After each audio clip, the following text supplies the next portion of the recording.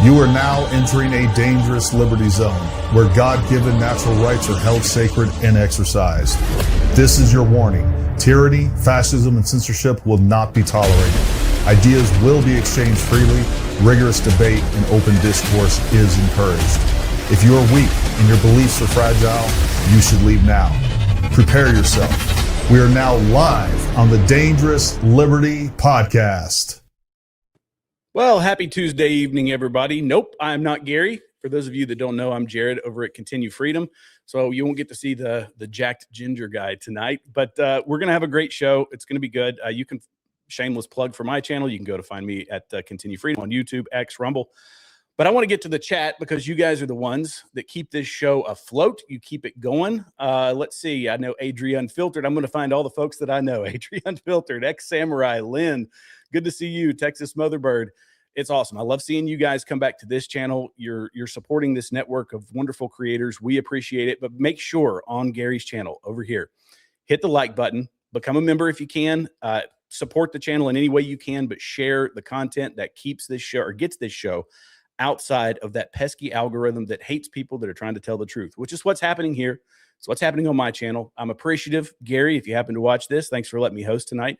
And I almost thought, you know what, I drew the short straw because Gary's going to be out for a while just taking some time off. And we've got guest hosts that are going to be over the next couple of weeks. So be sure to check out Jenn. You could probably tell me, I think it's Nate tomorrow, right? Yes, we have Nate on tomorrow. Okay. Yeah. So Nate's on tomorrow. Be sure to be here. Check that out. But let's go ahead and dive into the topic for tonight. It was a big deal, right? It was all over the internet. They were coming after Gary. This was Elizabeth Lane and Tucker Carlson.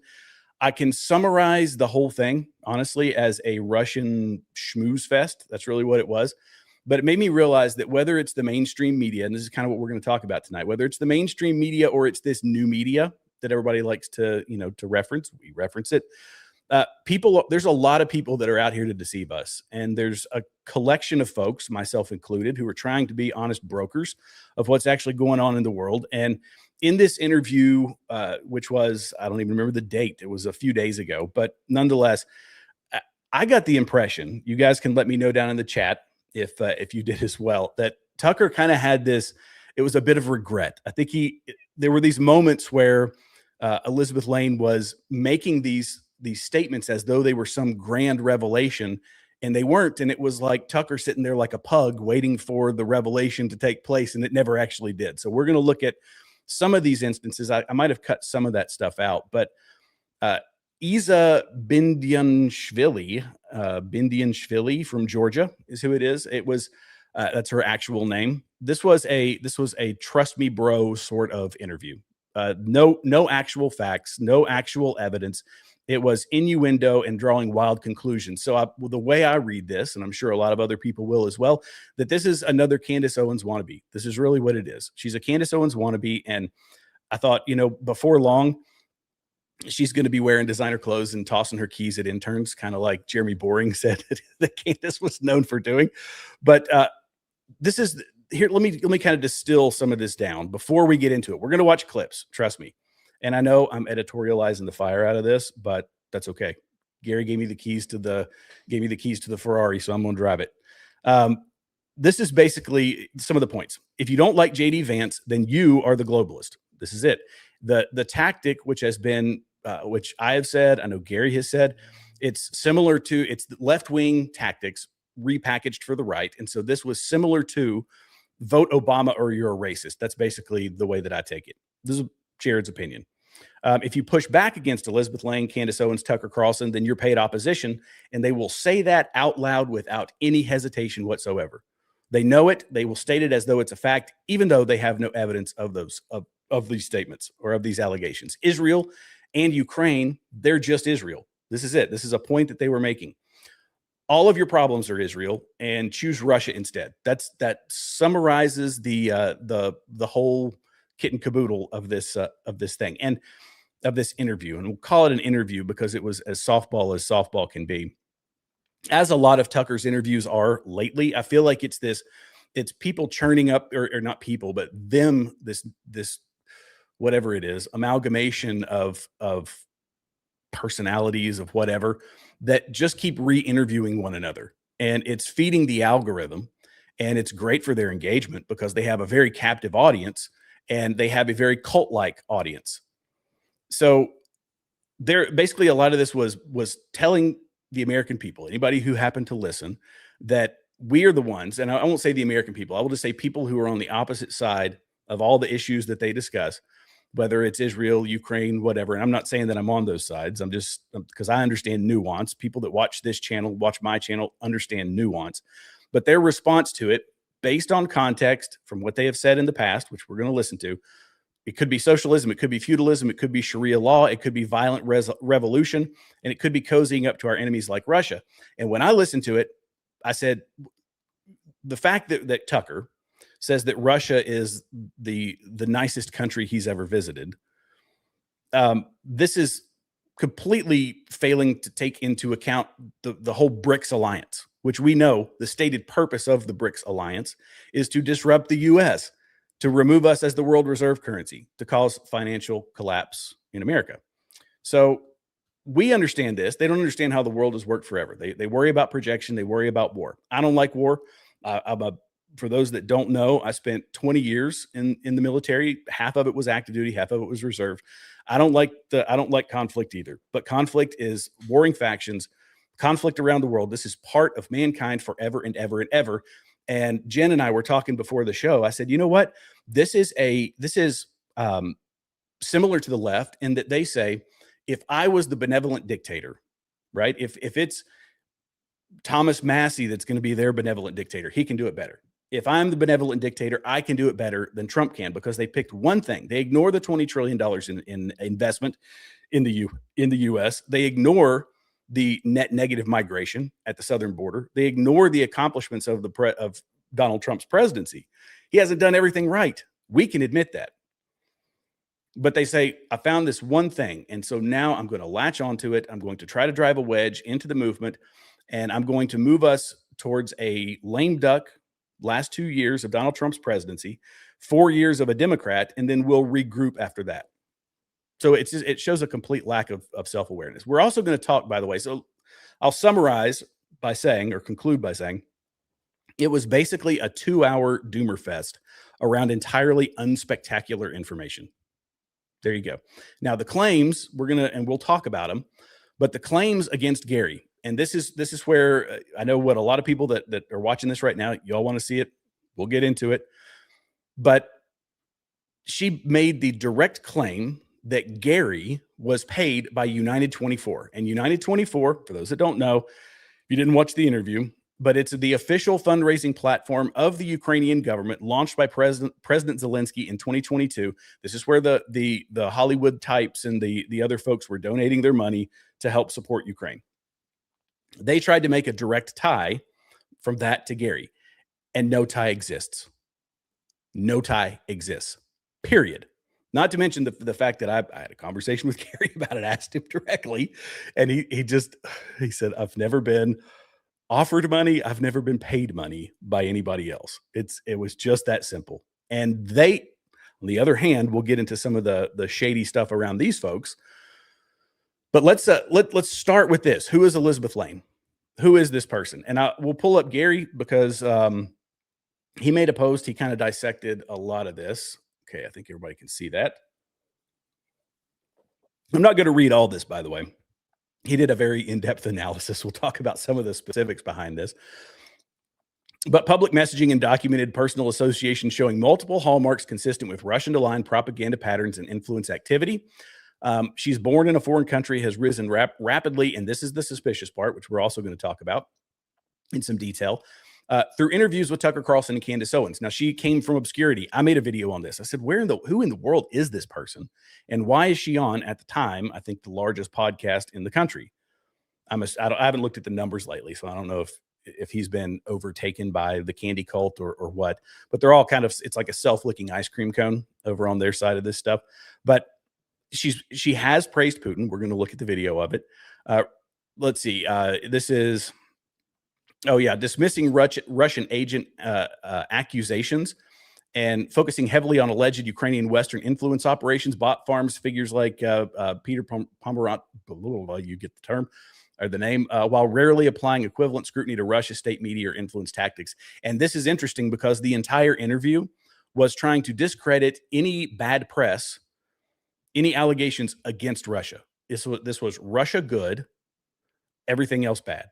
Russia good, everything else bad. For 2 hours, this is what it was. So apparently John Kirikow, who's the convicted former CIA officer who works, admittedly, he talked about this on, I forget the guys, I didn't pull it up in my notes. The guy with the frizzy hair that has the podcast, another former CIA guy, they got into a big tiff. Now you could, look, there's a lot of speculation online of accusations. I'm not going to get into any of that about one versus the other, but we know the guy left the CIA and went to work for Russia. And this is apparently how the encounter was made. Now let's play. Yeah, we'll go ahead and play this one. And I've got several video clips to play. So I'm trying to get it done in under the 2 hours. Jared? Yeah. Are you talking about Andrew Bustamante? What's that? Are you talking about Andrew Bustamante? Yeah, there you go. Bustamante. Thank you. It was on the tip of my tongue. Okay, let's play this. I was convinced that Russia is a victim when I was there, and when I talked to the other side, which is the CIA. You know, I even told the guy, I was like, he told me, like, if you're not going to help us while you're here, not only I don't want to help them, I wish they lose, and I wish they lose so badly. Russian soldiers are not the monsters you think they are. It's almost like they believe in a fairy tale. They don't even have, he's an angel compared to the West. Compared to Western leaders, is a freaking teddy bear. Putin is one of the best presidents Russia ever had, period. That is the fact. And he's one of the smartest ones. That's not the one I was going to play. So Gary, I see that you put that one at the end. This is her propping up Putin. Okay, there you go. Here's a separate clip. And this is framing it. This is framing the people that we are dealing with. And some of this is probably replayed. You guys have probably heard these clips, but let's just use it. Humor me anyway. Humor me anyway for the sake of this conversation. This is not fine, is the truth. The future that I imagine is not a future in which we're yelling at each other about race. It's a future in which people are legitimately revolutionary, maybe even violent, on the basis of thwarted economic opportunity. I believe that the only option we have here is a revolution. So somehow American people have been conditioned into believing that violence is always bad. It's always bad. Really? Because history only proves that without violence, there is no change. Okay, so violent revolution, we know that. Now, we've had violent revolution, but that's obviously a tyrant from our shores. But I find it interesting.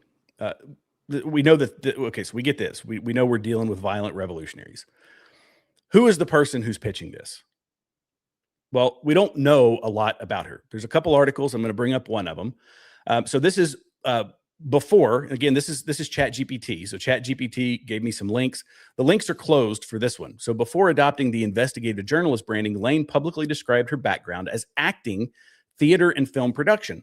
So there's an older LinkedIn search that says she began her career as an actress and producer. You click on the link and there's nothing there. It's a dead link. It's been taken off the internet. I find it interesting that we're dealing with people in this acting, producing sort of world, right? This is among the contrarians, you know, to make a case here. We've seen Candace Owens in her early hip hop groupie days.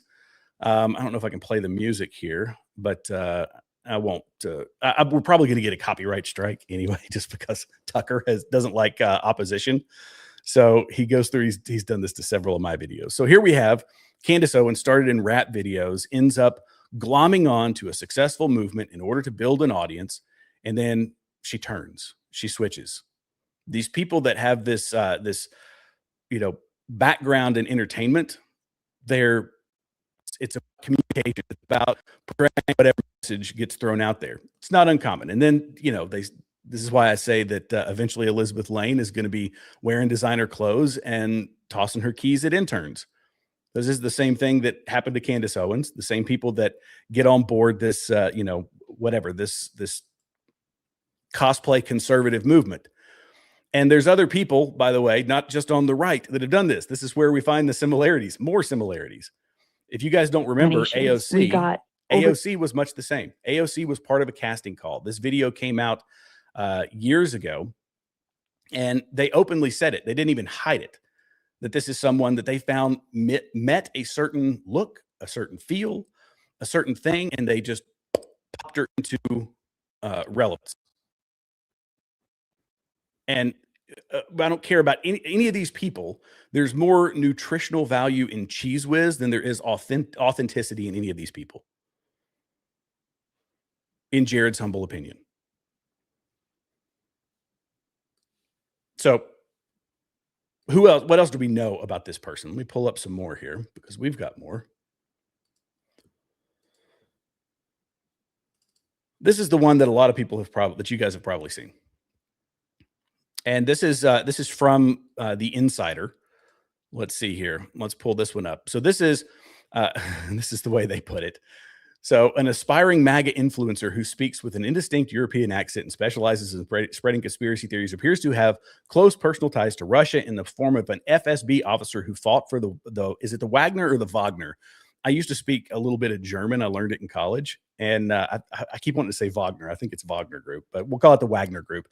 Elizabeth Lane, who is called America the cancer of the world, which, in case you think this is some sort of editorial revision, here you go. Putin is great and dictatorship. This is how much they liked Hitler, guys. This is how much they admired Hitler. And what America does and what they did in this particular scenario as well is they sponsor both sides. They actually helped Soviets. They sponsored Soviets and they sponsored the Nazis at the same time. It is the most unholy, filthy thing to do, knowing how many people will die. More you fuel the war on both sides, more the war will rage and not stop. But they've been doing this for a very long time, and they are like mastered. America is the cancer of the world. I always say America is the cancer of the world. But what do we get during this whole interview? That, I'm America. America is great. I love America. I love America. Says the obscure Georgian, who is an American citizen, by the way. She is an American citizen. Allegedly. Possibly. Maybe. No, she is, I think. Married to Spetsnaz or FSB officers with ties to a mercenary group. Interesting background. And this came up, by the way, in the interview. Why am I bringing up all this stuff? Because we have to frame the people that we're dealing with. And we have to frame it because the way that they present themselves is one thing. The way that they are, the things that they purport to be, or not the things that they purport to be, but the what they actually are is something entirely different. These are cosplay conservatives. They are fake. They're fake people. She never was MAGA. This whole thing that she was some MAGA influencer. She doesn't like this country. America's a cancer. And much like Obama, much like the left, they want to fundamentally transform it. Let's see. Let's go to, I had another clip here. I don't think I'm going to play that one. So this one, part of, well, we'll get to that part of it, but along the way, they are inserting Christian values into the things that they are saying. And I'm going to show you why they say that to you. They say that to the audience. They say that to the people listening. That's part of the facade, but how they are behind the scenes is very different. If you guys didn't see Josh Carr and the text message that he posted from her, it's not quite the Christian language that you would expect or that you would think after just watching the interview with the cool, calm demeanor, the jovial personality. It's hateful, it's vitriolic, and it's nasty. It's because it's only a forward-facing facade. What's behind, like I always say this to people in my audience, that by their fruits, you'll know them. And some people, their fruits are just rotten, nasty fruit that'll give you a gut ache. Okay, let's see. Now, I have a note in here. I made a note about this. That I said the timing was suspicious. That Gary is taking a break, and all of a sudden this thing comes out. And like I say, I'm the guy who kind of drew the short straw, but I asked him, I said, look, I really want to talk about this. And he said, talk about whatever you want. It's fine with you or fine with me. So I went with it. So I'm putting myself in the firing line on this because we know that the trolls and gremlins and the people that are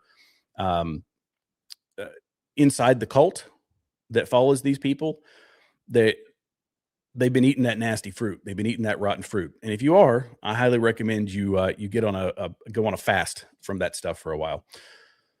Let's go ahead and get into the clips because I've been talking now for 20 minutes, very few video clips. Let's pick apart some of the things. I'll get to the Gary stuff, but it's just continuing the framing of this. How it's Candace Owens like in that you take a piece of data, just a piece of data, and you throw it out there for the world to, like a bone. You throw it out there, and people start chewing on it, and then you start drawing additional, assumptions, speculation tied to a piece of data that is not related, and you start drawing conclusions. And it might be a piece of data. In this instance, it was that a lot of people weren't aware of. Some people were, but a lot of people weren't. Let's play this, and we'll go from there. Like Peter Pomerantsev, she's on the board, okay? Like some Finnish girl that no one in Finland can detect all these journalists. But please remember, they're fighting Russian disinformation, okay? They're not attacking anyone. They're fighting Russian disinformation. So this Jessica Arrow was scheduled to come to Washington and get awarded. Did you know that? No, I had no idea. I'm never invited to these award ceremonies. It's good for you. That's why I'm sitting here and not somewhere else. So she was scheduled to come and get awarded. And then Trump administration came, Trump won. And they said, someone, I don't know who it was. I can't claim something I don't know. So someone looked at her past. She does quite a bit throughout this interview. Just saying. Right, and who she is. And they said, yeah, not today. You're not getting awarded. So all hell broke loose about this. There are domestic publications writing, how dare you not award Jessica Arrow? And what happened? We demand answers. It's online. Go check. All of it is online. How these, crazy media agents lost their mind over this. And I believe the Trump administration said, well, something happened. She was never in the list to get awarded. But then CNN was the one who broke the story that there were communications getting Jessica Arrow ready for travel. I believe it was CNN, but don't quote me on that. One of the big channels broke the story and they demanded answers. How do we dare not award Jessica Arrow from Finland? I swear it's all true. She's citing an article. She never gets to the point, by the way. I'll keep playing, but she never gets to the point. She cited one thing that was widely reported years ago as if it's some grand revelation. We're like, yeah, what was she doing, by the way? What was Jessica Arrow doing? I mean, she's talking about Putin's trolls on the front line of Russia's information war against the world. I guess that's her beef with it. Jessica Arrow was allegedly removed from the list because she was unfavorable to Trump. She had some tweets out there that I guess the State Department didn't like. So I'll keep playing, but it never goes anywhere. And Tucker, you could see it. Look, you could see it in Tucker's face. I'm not a body language expert, but Jessica Arrow from Finland. Okay, what's the point here? I swear it's all true. So I was like, why is such a big deal? Why is it such a big deal for these journalists to get awarded and get medals and all that? And in my opinion, and now this is just my opinion here, okay? It's not for Americans, Tucker. The awards are for Finnish people so that she can go back home and propagandize people by saying, I'm an awarded journalist from the United States.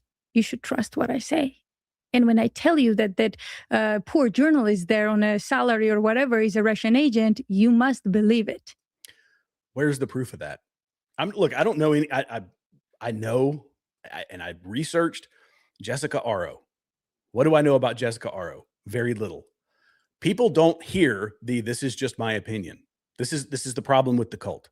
The cult says, oh, it's her opinion.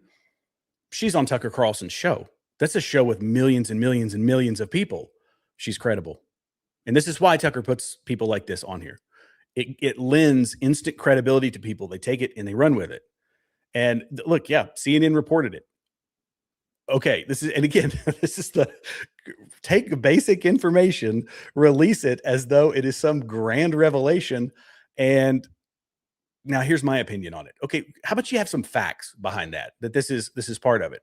Is it a coincidence that the reason she chose this one is because this person wrote a book about Putin's trolls and the Russian information war? I don't think that's a coincidence, because it falls in line with the narrative of the entire interview.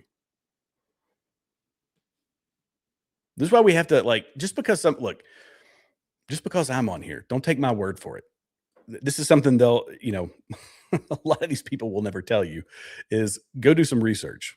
Fact check me, baby. Fact check me. All right, let's go to the next one here. And then the one after that is the Gary clip. Let's see. Let's pull up number 2, clip 2.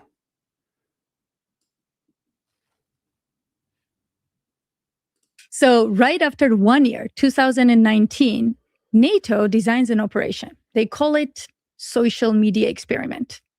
Okay. And let's pause. What is NATO? North Atlantic Treaty Organization. Yes. So it's a military alliance, Europe. It started Western Europe, opposing the Warsaw Pact, the Soviets, the Iron Curtain. Which doesn't exist anymore. Well, I'm aware. So not since 1991. So 35 years. What is NATO now exactly? It has become everything but a military organization. And I'm about to tell you one thing that it does that it shouldn't do. So NATO has something called STRATCOM. It's a Strategic Communications Center of Excellence or something, where they employ different people, including journalists. Okay. So NATO STRATCOM. There are journalists who work for NATO? Yeah. Well, Ben Nemo is one of them. Okay, if you're working for NATO, you're not a journalist, okay? So just to be clear. I agree. You forfeit the title.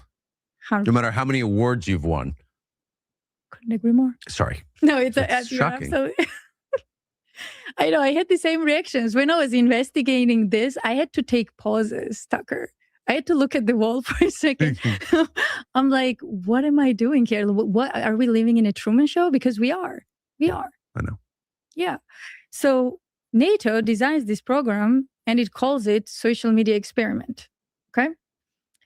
What do? Well, they want to fight Russian disinformation. I'm going to say this a lot because they are saying this a lot, right? They want to fight Russia and Russian disinformation. And they said, well, we want to see if social media platforms can be manipulated. So the narrative can be manipulated without detection. Their words, all in here, not mine. They wanted to check if they can manipulate social media and not be detected. You mean like every other superpower in the world? Look, I'm no fan of NATO. I mean, let's be perfectly honest. But this is publicly available information pitched as though it's relevant. And interestingly, I had the Stratcom website pulled up it's on my other laptop. So I don't have it on this one, but look, you can find it. It's it's like their strategic command, whatever. They published everything. They were doing it to their own soldiers to find out how they could, if it could be done. And this was during a training exercise. They published all the results of it. And there's nothing for my thoughts on NATO. There's nothing weird about it. Like there's not. This was a test. We know that China, right? Let's talk about how this is, obviously NATO against Russia. Fine. If you want to take that line of thinking, perfectly fine.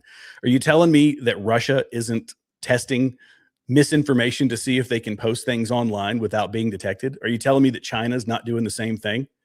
The unholy alliance that they would have us be more like, when we talk about, China and Russia, Tucker's had who's the guy that they were talking about. Oh gosh, I forgot his name because it just came to my mind. Anyway, they were talking about how there needs to be power sharing with China. We need to be involved with Russia. You're telling me that the unholy alliance of those people, that those superpowers aren't Heck, a lot of the bot farms, I would assume, are coming out of these places. But no, Russia's good. And they're just doing it to Russia. They're not trying to, counteract any other misinformation. It's just Russia. And Russia's innocent in all this, as they would have us say, or have us believe. Facebook themselves, guys, is manipulating social media. They did it to an election in the United States.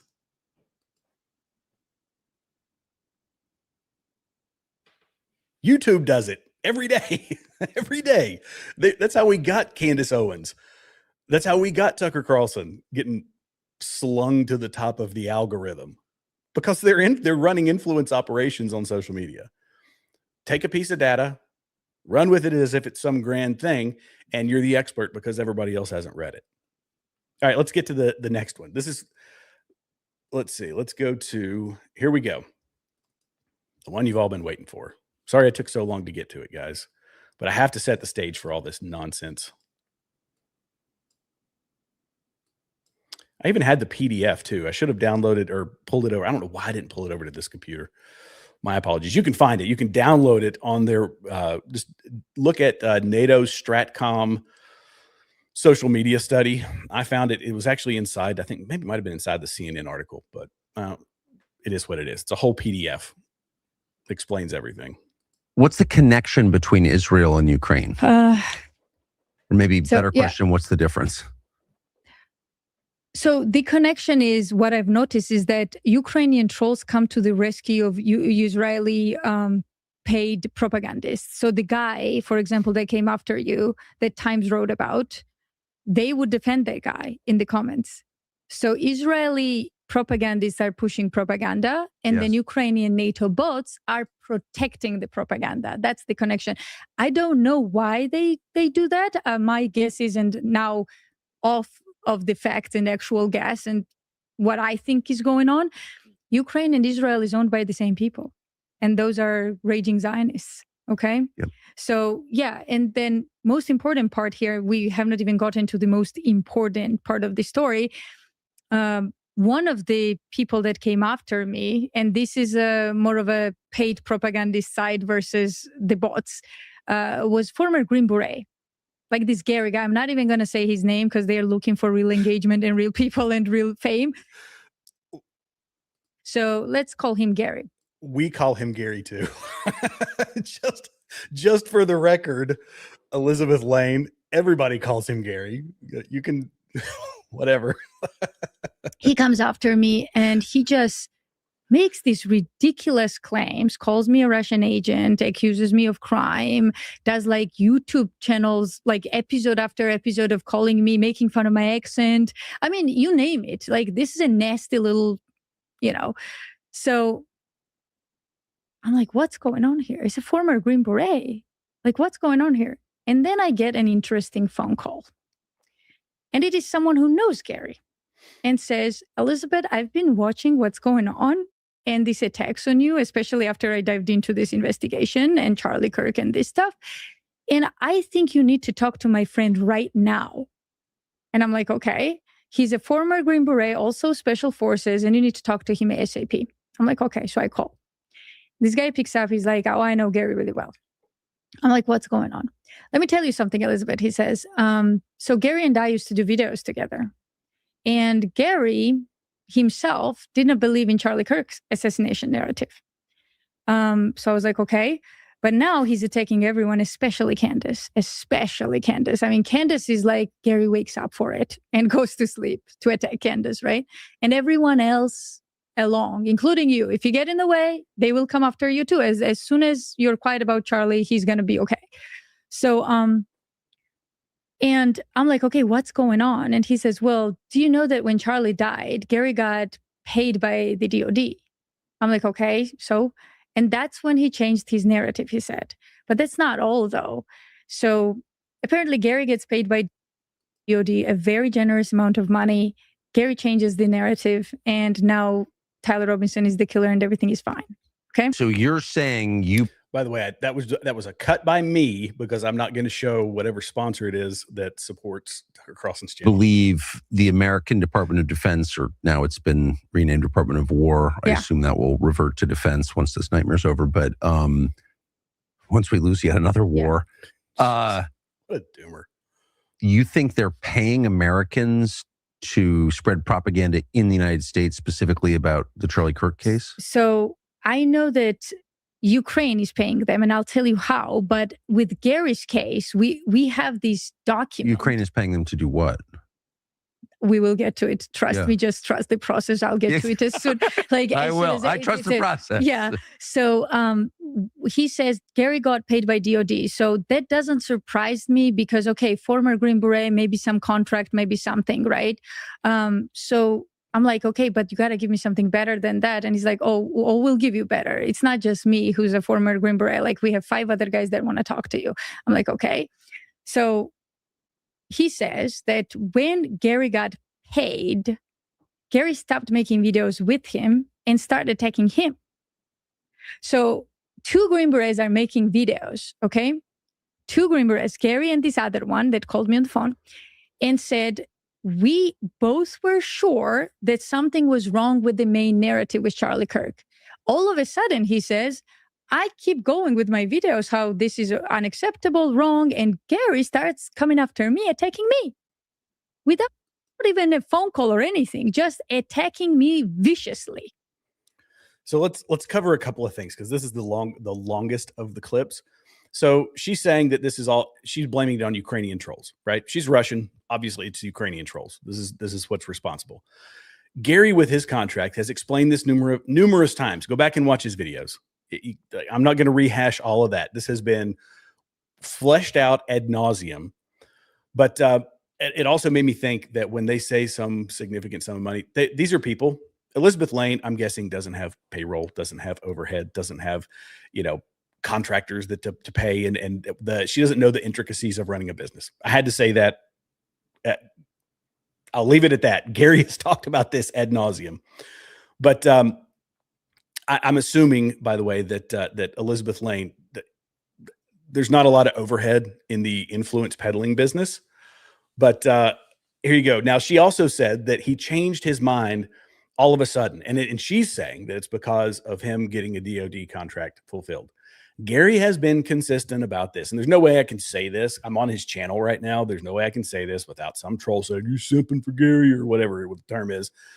There's no way I can do that, but I'm going to say it anyway, and that is that he has been upfront from the beginning. I used some of his videos before I ever knew who Gary was. It came across my feed, and I used some of his videos to say, well, this guy's actually doing a decent explanation of this. Here's a possibility. And since then, he has evolved. His information, because information that we have received has evolved. These people don't. It is the hive mindset, or it is nothing. How dare you question the narrative? And if you question it, this is what she's saying. If you question the narrative, you're immediately suspect, or not the narrative. If you question the counter narrative, or if you question Candace Owens or Tucker Carlson or Elizabeth Lane, you are immediately suspect. You are suspect.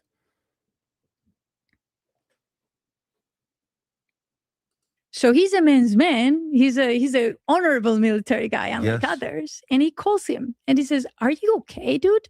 What are you doing?" And immediately Gary goes like, "I'm so sorry. I have huge respect for you. I will not do this again. I don't know what happened. I'm so sorry." They're all that way. Right? This has happened to me. You confront them. Weak men are like that. They'll never be straightforward with you because they're too weak. Right. We are assuming that that's true. I don't know I don't buy that for a second. We've already looked through at least a dozen ways that she has BS'd the audience. I don't buy it, but I don't have any evidence to say one way or another. But this was an opportunity. Yes. I can tell you that is a false statement because I know the background on what happened.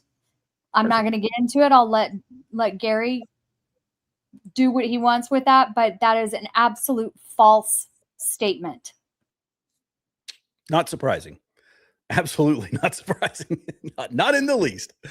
But nonetheless, it's an opportunity for Tucker to take a swipe at him. Like, he's a weak man. He's a weak man. That's why I've experienced this before. He's a weak man.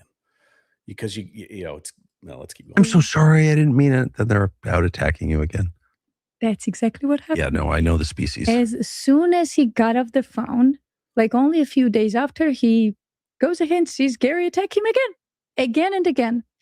So then he started investigating with his buddies, Green Berets, Navy SEALs, all of that, and they found something. And this is where I got on a group call. So they said, Elizabeth, we have a huge story for you, and someone needs to put this out. I'm like, okay, I'm listening. He says, when Russia-Ukraine war started, we special forces guys got some interesting calls. I'm like, okay. Ukrainian company called us, they said. And they offered us money. I was like, for what? They said, we were supposed to go on YouTube and glorify Ukraine, Zelensky, their military, all this, trash Russia, and we would be compensated for it. Yes. So immediately my reaction was, please tell me you remember the company, and please tell me you have some proof. And he was like, yes, I remember the company. We all do. And we have the proof. So I'm like, great. Here's the offer, Tucker. These are former special forces guys. Some don't even have YouTube, some do. And the deal was the biggest YouTubers that they wanted, right, to spread Ukrainian propaganda. They would get paid some around $10,000 a video, okay, 10,000. And above that, they would get $40,000 in advertisement money. So they would be set with good advertising. That is already $50,000 if they did just one video a week, right? But they said you can do as many as you want. If you want 50 videos, you can do 50 videos. We'll pay for whatever. So great deal. I mean, just do your numbers, multiply them, right? 40,000 in ad money. And then they said something very interesting. Perks were they would get to meet the biggest politicians in America, like Secretary of State, for example. And they would take flights with them, and they would take car rides and so on. And that happened too. By the way, I want to say Secretary of State, this particular offer was not the Secretary of State. We are talking about Lloyd Austin. Wow. Like before, yes. Yeah. So as you understand, not only they have people at the DOD, and like not just DOD, but in general in the American government. And they were so secure making this offer that obviously our government is involved. Like not again, Trump administration I'm talking about previously, but the closest offer was only 2 years ago. Okay. So the reason these people got on the phone call with me is because they declined the offer. Did they know where the money was coming from? Yes. It was a company called United 24. United 24. Yes. Ukrainian company set up by Ukrainian government. Yes. So here is the long line that she drew. All this is trying to, because she started by framing it with Gary. And she says, here's all this stuff. Here's all this brouhaha about all of it. And she comes to the end and says, I don't know who these Green Berets were. I don't know who these guys were. That because they said no, and because Gary, given new information, as I have done, by the way, also given new information, have tweaked my understanding of what has happened in the Charlie Kirk assassination, they automatically draw the conclusion that, well, they offered us money to say the stuff. Gary changed his mind, so it must be Gary who took the money. And that is it's unquestionably false, first off. But this is the links that they will go to try to say, okay, this Ukrainian government organization. Again, I don't know who the Green Berets were. I don't know if they were Green Berets. This lady she's consistently, giving us falsehoods or trying to mislead by either giving us, old information and then drawing new conclusions that fulfill whatever, objective she has, which is to make Russia look like some glorious, nation that we should be, this comes later in the thing, but we don't know. She's not an honest person, but this is the whole line that she drew. And this is what blew up the whole internet. So here's what I ask, lady, anybody, evidence. They never have any of that. All they have is assumption and innuendo. And he said, she said, high school girl and boy nonsense drama on the background. They never had. It's like, well, I assume that's what happened. All right, run with it on the internet. This is what they do. Without evidence, well, my conclusion must be correct. This is what they say. This is how they act. It's absolutely infuriating. And it is horribly, horribly dishonest. And, sometimes I say that I feel bad for the people that buy these trolls, these gremlins nonsense. But on the other hand, like, you're a freaking adult. Be an adult. How about that? I'll talk straight to the people who are suffering from the hive mindset. Be an adult. It's so easy to rage farm. It is so easy these days on the internet. They're starting a cult. This is what it is, whether it's Candace Owens or this lady. Let's go. Let's play the next one here. We've got several clips to play. I want to get to some super chats here in a minute. I see you guys. Let's see. Thank you guys so much for supporting the channel. I appreciate it. Let's see. I can't pull any of them up, Jen. I'm going to get, guys, if you don't mind, I'm going to get to them at the end, if that's cool.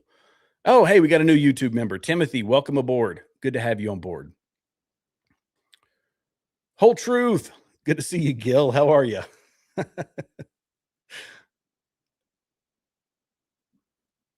Hey, Niles. Good to see you as well. Is that Mike Klikovich? There you go. Became a YouTube member. I just followed Mike Klikovich over on X. I think that was you. Patriotic American that doesn't hate Jews. That's the woke right in him again. Yes, there you go. Let's see. Who else have we got? Those without integrity cannot understand Gary. They cannot, but boy, they have zero problem. This is I don't understand. Let me just put it this way. They're either convinced of their own delusions. It's a possibility that they're convinced of their own delusions. But if they are, what I believe is that they are actively deceiving and lying. I think that they know better. That I think I said it at the start of the show, that it's well-read and educated idiots that get these big internet shows. That's really what it is. Well-read and educated idiots. Or they're just utterly deceptive. And if you don't have a little bit of integrity behind your motives, if it's not going to make you feel bad to come out and actively lie to a bunch of people, some people can do it. They can, because following a narrative and changing with the wind, it gets you clicks. The algorithm loves it. It soaks it up. All right. Mike gifted 5 Paramount Tactical memberships. Thank you, Mike. Way to go. I used to like Tucker, but he has lost me at this point. He is dividing the right, therefore an enemy. He also has no backbone. Yes. Well, and he's the stuff that he's supporting is just, come on, feudalism, Sharia law. Seriously, we're going to go out here and stump for a country who's part of a coalition that actively wants to undermine the United States in the BRICS nations. The Patriot lady says, if it looks like a Russian spy, sounds like a Russian spy, it's a Russian spy. Yeah, there you go. You said it. She could have at least got rid of the Ruski accent. Oh, man. Glazing Russia is great. There you go. Waffles Bacon. Great username, by the way. Glazing Russia like a donut. That's it. Gary's beyond reproach with his integrity. I agree. I've gotten to know Gary over the years, and he's such a legit good dude. And sorry, not sorry. So, all right, let's keep going here. Let's go to here we go. This is a good one. Let's play clip 5. Let me find that one here. I actually numbered my clips for you guys to make this a little easier to consume. Is this that one was already, maybe I was already playing that one. Let's play it. So Maura is part of this much larger network. Yeah, he's a tiny piece, but yes. He's a tiny piece. Yeah, I just happen to know who he is, but most people I've never heard of. So Ryan Maura, here's why I'm playing this one. A couple of reasons. We're going to play through it. But Ryan Maura, he's tiny piece. Ryan Maura, I don't know anything about Ryan Maura, if I'm being honest. I really don't. I don't know Ryan Maura. Sorry, Ryan, if you watch this. Please don't take offense, but I don't know anything about you. I think he was on Gary's show at one point. He posted this for him being a very small piece of this whole puzzle. But then someone else showed up on the radar, which is also very important. His name is Ryan Maura. But Ryan Maura. It's Ryan Maura. So Ryan Maura has Maura Institute. Maura Institute? Yeah. This is Ryan. Oh, by the way, after that one in the interview, and I don't think I've got the clip for it, he was basically saying, who in the world names an organization after themselves? Just noting the irony that Tucker Carlson on the Tucker Carlson show on the Tucker Carlson network said that. Let's proceed, but just a quick irony break right there. Ryan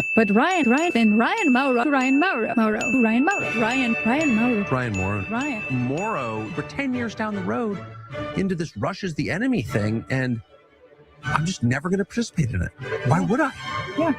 And what I don't understand is why Ryan Maura. So Ryan. So remember Ryan Maura? Yes. I was like, Ryan. That's how the world could work, actually, if it weren't for people like Ryan Maura. It's Ryan Maura. I thought it was funny. He's a small piece, but he's an integral part of whatever argument they're trying to make, which I guess is just Russia's awesome. It's what they're going with. Let me keep playing this. Oh my gosh. Good job for the mashup there, Ryan. And they hate JD Vance. Yes, You said they they're do. afraid of JD Vance. And you see that as a coordinated message across all these different networks. Yes. Any idea why? Because he's not a globalist, that's why. That's why. Yeah. That is the threat. It's not about Israel or the Ukraine war, or Charlie Kirk's murder individually. It's a whole worldview. And if you're against control of the world by oligarchs who hate Christianity, then you're not on the team and you must be destroyed. There it is. You gotta vote Vance. Otherwise you're a globalist. Just like they said, you gotta vote Obama. Otherwise you're a racist. Same playbook. So we're the globalists, by the way, if we don't like Vance. Interesting. Oh, and you don't like Christianity, and you're this and you're that. And why do they hate him? Like, look, I don't in my algorithm. I don't know about you guys.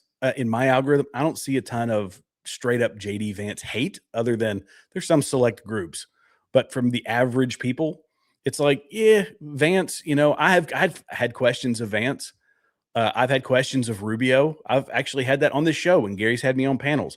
I've voiced my suspicions, concerns. Like I say that JD Vance, he came to prominence so fast. It felt like Obama. That he wrote a book and was a senator, and the next thing you know, he's vice president. When it happens that fast, you kind of question yourself. You're like, I don't know. Like this guy kind of rose from obscurity. Fine. If he is going to be the president versus, I don't know, AOC or Bernie Sanders, of course I'm going to vote for JD Vance. Same thing with Marco Rubio. I said, you know what? Marco Rubio they hate Marco Rubio, by the way. These guys do. But they say Marco Rubio is whatever. I say that I had suspicions of Marco Rubio because he was raised in the kind of that pre-Trump era. And he was the golden boy of a lot of the long-term politicians. Were there any checks that are going to have to be cashed because of that? I don't know, because I understand somewhat how politics works. I'm not a complete idiot when it comes to that. But you get into these positions of prominence and there's favors that are going to come about. I don't know. But I say we'll see, because we've still got a couple of years. But he's saying, oh, you better like my guy. Better like my boy. Exactly. And they Otherwise you're a always, globalist. they have these operatives that, like fake Christians, they will always like come I've at you with, noticed. like they will come at you with Bible verses and stuff like that. And at the same time, they operate trolls that put up my fellow journalist's dead brother and said, your brother is in hell online. The same people who come at you with Bible verses. They celebrate Zelensky Yes. and Smotrich. I mean, Zelensky, By the way, I'm going to go ahead and bring it up now. Fake Christians, as she says. And she calls herself one. This is why she said she's not going to sue Gary, because her, her priest or whatever it was said that she shouldn't, that she's not allowed to as a Christian.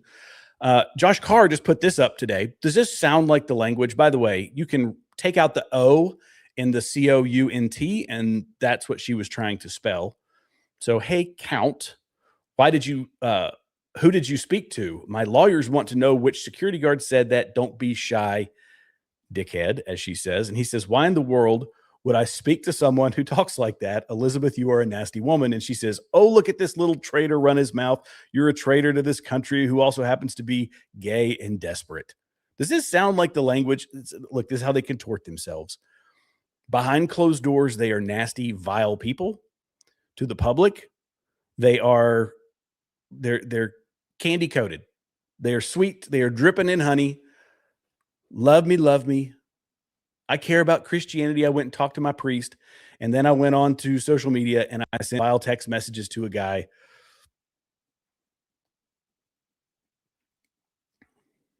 Hey, Jared. How that works, isn't it? Yeah, go ahead. Don't you find it interesting that Erica just put out at one of her speaking engagements that she's going to ignore the noise, ignore the crazy people, because that's what Jesus told her to do. That's what Jesus preaches. So she had this long speech about turning the other cheek and focus on building instead of tearing down, and not legally going after people. And now Elizabeth is using that. It's top cover for a minute. That's like, look, the lady's not going to come after us. We're going to say whatever we want. They want to push her limits. That's what they're trying to do. You do that when somebody comes out and you start bashing them. You're saying, I'm going to push your limits. I'll see if I can get you to bite. That's what, oh, there you go. See if I can get you to bite. Who else did that of notoriety in the Bible? I'm going to see if I can convince them to do this. I think you just need to go back to Genesis. It's pretty clear. It's pretty clear how you're being driven if that's your focus. That's a good point, Jen. I like that. Oh my goodness. Let's see. Here we go. Let's play a little bit more of this. Put priests and nuns in jail and raided churches and closed monasteries and banned the country's largest Christian denomination. It's a fact that just happened. I mean, it's happening now. How could Christians support that? How could Christians support the Israeli government, which is murdering Christians in Lebanon, the only Middle Eastern country with a Christian president? Like, it's so not what I would have expected at all. They also bombed, a Jewish synagogue. Right. So, I mean, this is why I don't believe that they believe any of this. Like, they are not religious in reality. They serve much darker forces, and they just want everyone that's a believer or believes in whatever God destroyed. There you go. We are the nihilists. We're the ones who want to seek and destroy. Wow. By the way, I don't think I pulled the clip. Maybe I did. Let me see if I can pull it. I'm going to pull some of this, the part of this Josh Carr clip, because this is the funny thing, is the childish part of this. It's really childish. She did it with Gary. She did it with Josh Carr. She did it with Ryan Maura. This is little, like, Gary just wants an audience, right? Gary just wants an audience. He wants to be famous. Unlike Elizabeth Lane, who's very famous, right? Elizabeth Lane is very, very famous. Oh yes, very famous Elizabeth Lane. And then want to be like it her. started with this Mormon kid, like some kid that no one has heard about, some new influencer that viciously protects Israel and Tip USA and all these people. Can I just have to pull it up. Elizabeth Lane, we'll do a YouTube comparison. 64,000 versus 67,000. So it's downplaying, like, sorry, Elizabeth Lane. You are not more, you might be more notorious. You're not more noteworthy than other creators out here. This is it's the ego that, wow. I'm shocked these people can walk through the door. I really am. I mean, does your head have to swell? I mean, it's got to be swelled so big that you got to turn sideways to walk through a barn door. Great day in the morning. He's on air saying, oh, they are well aware of Elizabeth Lane's presence, meaning it. I don't need to get into all this. Go watch Josh Carr. He did a whole debunking of all of this. He did a whole debunking of all this nonsense. Let's see. All right. Let me go. What's the next clip I've got here? It's so doomerish. This whole thing, it's doom and gloom. America sucks. Everybody's out against poor little old Russia. And here's another one. This is I'm about to stop and then go to a different topic to kind of explain how all this ties together. In fact, I think I might. Let me play this last one. So this is how she's weaving it together. It's the same thing, right? You take the half truths, you take little bits, dabbles of data here and there, you draw some big long conclusion, you make it sound more complicated. So the average listener out there, you're not distilling it for the average listener. You're just creating your speculation for the sake of speculation. You're creating mystery for the sake of mystery. You're creating a story that doesn't exist. You're just trying to draw a narrative so that you ultimately come back around, that people ultimately come back around to Russia good, US bad. The solution is for us to be on an equal footing with China, for us to be on an equal footing with Russia, with all these other countries that seek to undermine the US and the US dollar so that they can gain economic power, so that they can gain military power. This is the play. This is how it works. But we got to make it sound complicated. And that's what I did here. Some of it is. I will say some geopolitics is not a simple thing. But at the very base level, which is we'll talk on Elizabeth Lane's intellectual level of geopolitics, there are warring factions, there are countries, there are entities that seek to gain power. They always have, they always will. It's like, okay, why is this person attacking like Tucker, Candice, me? What's going on here? Then he led me to another one, then another one. Then all of a sudden, he led me to a real face, a propagandist that's attacking me. His friends are calling me, well, we know what the deal with this guy is. Let us educate you. And all these like layers just all of a sudden got uncovered. It's not that hard. It's not that hard. Follow these pieces and they will lead you to this answer. I find it interesting that she spent an awful lot of time talking about these bots and these troll accounts. Who gets the juice on YouTube? Who gets the juice on social media? They get the juice. They get all the juice. They get all the goods on social media.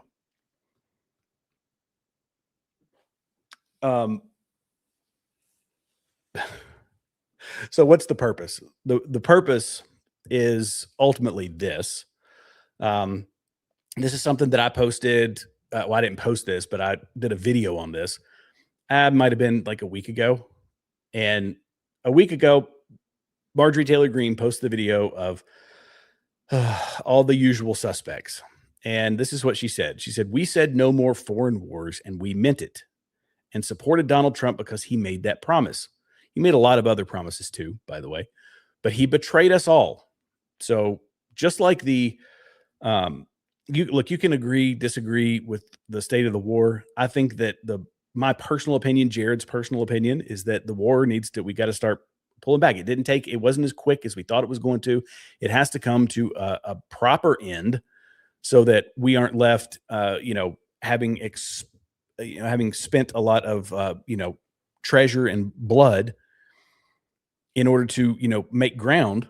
Matt Tardio's had come out with some actually really good ideas. I'm about to pull up a post from him. He's made some pretty great commentary on this and how this thing can come to a conclusion, or how we can move forward with it. But at the end of the day, they hung their hat on this one thing. My argument is if Donald Trump had only dropped the border crossings by 25% and he hadn't gotten us into a conflict in Iran, I firmly believe we would see the same post. It would just be about a different topic. I don't think that any of these people are, I question whether they're right wing at all, but they certainly weren't MAGA. Just like the other influencers that glommed on to the Donald Trump train, they rode it to prominence and then they turned. Jared's opinion, that's all. Jared's opinion. But I think that regardless of the whatever picadillo they had or whatever little topic they decided to latch onto, I think we would have seen the same post. And this one, I didn't pull up the other post that came along with this. So this was obviously General Flynn and then Buddy. And Matt Tardio says, "I doubt this was a random happenstance. Just wait. They will prop Flynn up as the appointed leader soon. And I probably ought to find it." People were posting Flynn 2028 posters.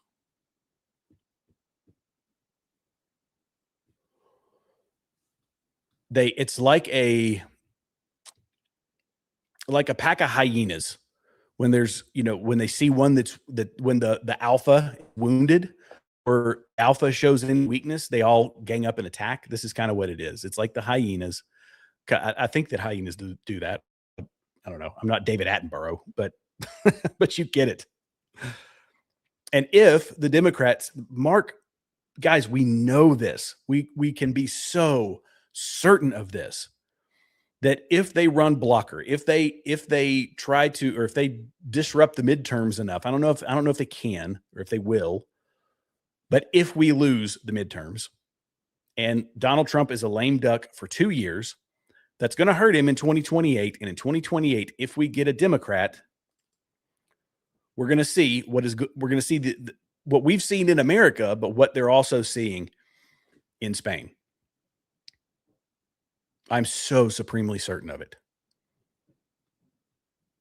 And part of me thinks it's what they want, because if you need to change the minds of the people that have been very pro-Trump, or the people that are, MAGA, or, whatever, if you need to change their minds, you need a catastrophic falling. And they are trying to orchestrate a catastrophic collapse of Donald Trump. They need everything to fail if they're the ones that are going to take over. It's like, Game of Thrones, not that I've watched Game of Thrones, I've just heard that reference, that it's like Game of Thrones around here. Everybody's looking to get their piece of it, right? Everybody's like, oh, I know, here's a good one. I watched Riddick not too long ago. And when the lady, Vago, goes to stick they plan for him to kill the Lord Marshal, and the woman is like, now while he's wounded, this is what I feel like. I feel like they're like, while he's wounded, we can be the ones that'll pick up the mantle. And when we're in office, don't you worry, even though everybody's going to be kowtowing us, we're going to deal with the same lobbyists, we're going to deal with all the same people.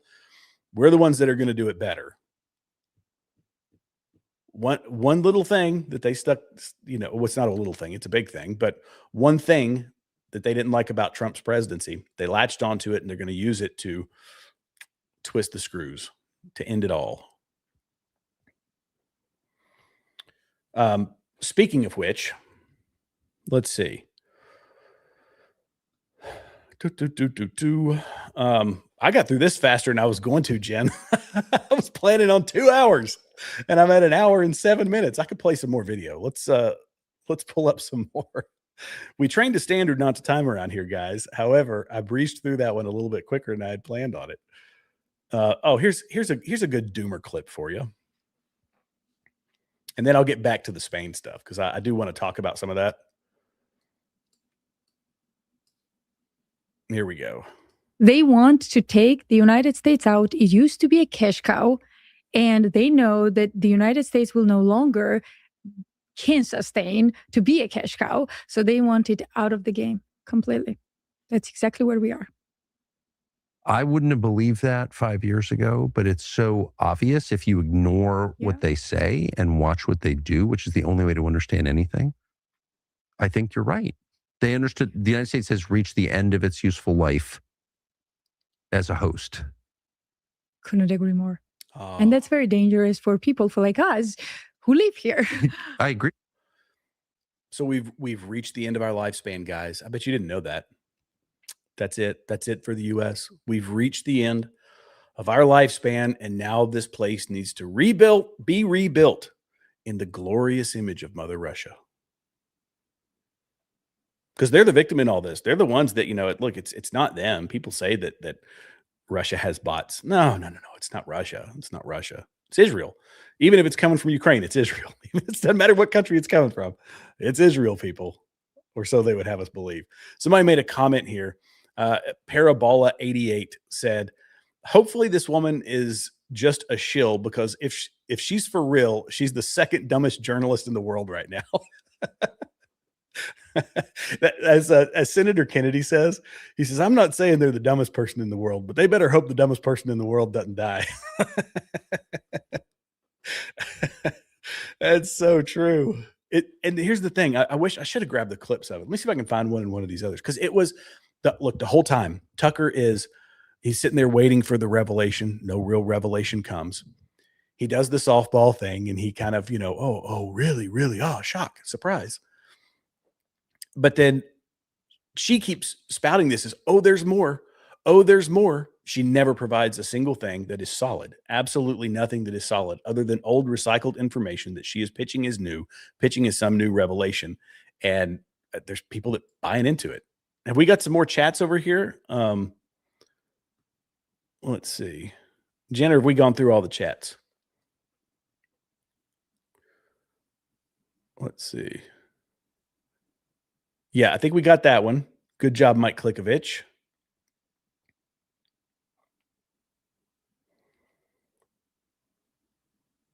Let's see. Oh, 5 more. Continue Freedom memberships. Thank you so much. I appreciate you, Mike Klikovich. Awesome. Let's see. This whole interview is about trying to discredit the people who call them out. Is it damage control? This that's no. I just think I think it's just a continuation of the narrative that you got to build on it. You got to build on something, and we know that we don't like. I don't profess to know exactly where all the bots are coming from. I always joke and say that it's some wall in Indonesia that is propping up, full of cell phones. That's propping up Tucker Carlson and Candace Owens and whoever else is part of the grift. But they have to look. They have to shift the narrative towards something. I mean, Tucker's made himself look like an utter fool by pitching feudalism as a successful system. I've criticized, Nick Fuentes. Nick Fuentes came out and said, "Hey, look, who's a person that is like a chameleon when it comes to his worldview." But he's like, "Oh, hey, we need the right needs to give up on free healthcare and free education. The left needs to let us shut the border." And that's like these are socialist ideas, socialist policies. Tucker has talked about that. By the way, if you remember, this was a huge part of the Obama policy strategy, which was not about building the U.S. into a superpower. It was about pulling us down on the same level as everyone else. That's what socialism does, and you're just applying it on a global scale. That we need to have fewer nukes, we need to have fewer weapons, we need to have a decreased military. Anybody who's been in the military knows that under a Democrat, the annual inflation raises are smaller. You're fighting for beans and bullets unless you're all the, at least my understanding is all the special guys, they got their stuff. I was a big Army guy, and it happened some under Republicans, but by and large, Republicans are going to fund the war machine and Democrats aren't. But the Democrats want to reduce our power on the world stage. It's about making everybody even. We have no right as America to be better than everybody else, to be stronger than everybody else. What other mindset can you have if you're Tucker Carlson, who said that we need to be partnering with China, not competing with them on a global scale? Donald Trump sees it the other way around. Donald Trump sees this as what it is. It is competition on a global scale. This is why Venezuela, it was about cutting off oil. The Iran conflict has done that. It's obviously the debacle that we've had with the Strait of Hormuz. Greenland, all of these moves that he is making is to secure our power in our hemisphere and to help us maintain the position of global superpower. If you're these lefties like Tucker, that's verboten. That is a terrible way to look at the world. This has got to be kumbaya, guys, for these people. We got to kumbaya this thing, because if we relent, if we come cowering down like the Democrats at the protests, bowing down to people, if we do that to China and Russia and these other superpowers, look, the world will, it's nirvana, people.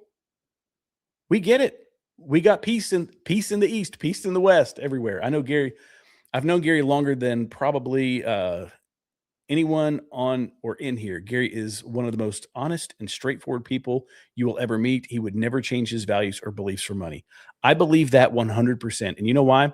Because in conversations I've had with Gary, the commentary that I've seen him bring to his platform, you know where it's coming from. You know the worldview that it's coming from. When Elizabeth Lane comes out here and she's criticizing Christians, meanwhile sliding into people's DMs and calling them the C word and calling them, dickheads and cowards and, gay, whatever. It's fairly obvious. It's fairly obvious. Well, sure, just to let you know, Gary never reached out to Liz or Isa until she DM'd him and called him every word in the foul language book. So he didn't even know who she was until she attacked him. And we have documented proof of that. Yeah, and nobody knew who she was until, Tucker Carlson and Kira Cow made her famous. Josh is married, having children, a very fine young man. I don't agree theologically with Josh, but I watch him because he has impeccable moral courage and character. He's also comp independent. Okay. Maybe your vocabulary is better than mine. Yeah, I agree. I like his commentary. I don't agree with him theologically either. But look, people, I think that the hate mongering that we get from these folks, that's very enticing. It's so much easier to just spout BS, to go after people ad hominem, all of these, just just spit venom. That's it. It's an easy way to make content.